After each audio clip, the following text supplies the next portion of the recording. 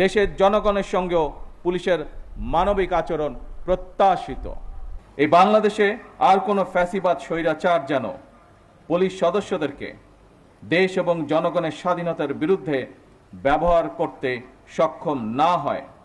স্বাধীনতার প্রথম প্রহরেই পুলিশের রক্তে রঞ্জিত এই মাটিতে দাঁড়িয়ে আসুন আজ আমরা আবারও নতুন শপথে অঙ্গীকারবদ্ধ হই।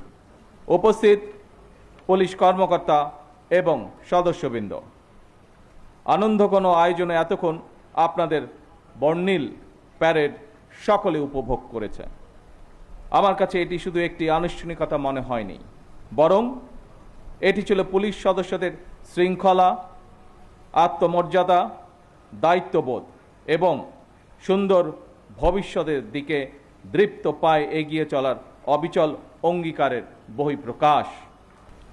দীর্ঘ ১.৫ দশকেরও বেশি সময় ধরে ফ্যাসিবাদ বিরোধী আন্দোলনের সংগ্রামের ধারাবাহিকতায় ২০২৪ সালে ছাত্র জনতার এক রক্তক্ষয়ী গণ অভ্যুত্থানের পরে দেশের স্বাধীনতাপ্রিয় গণতান্ত্রিকামী মানুষের আকাঙ্ক্ষার প্রতিফলন হচ্ছে জনগণের রায় গঠিত বর্তমান সরকার।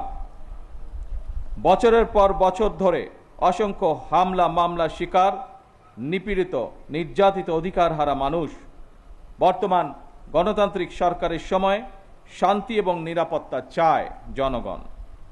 দেশের জনগণের শান্তি এবং নিরাপত্তা নিশ্চিত করা আপনাদের কার্যক্রম, অর্থাৎ পুলিশের ভূমিকার উপরেই সবচেয়ে বেশি নির্ভরশীল।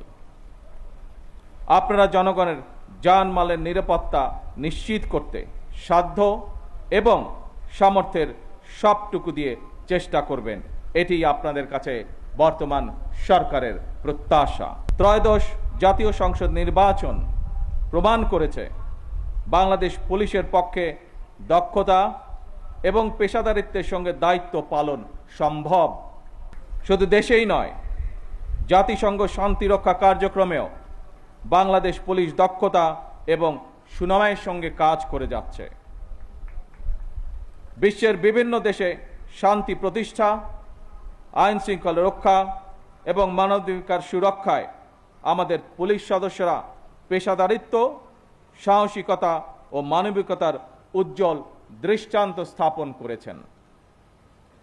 জাতিসংঘ শান্তি মিশনে নারী পুলিশ সদস্যদের ভূমিকাও আন্তর্জাতিকভাবে প্রশংসিত হয়েছে। সুতরাং শুধু বিদেশেই নয়, দেশের জনগণের সঙ্গেও পুলিশের মানবিক আচরণ প্রত্যাশিত।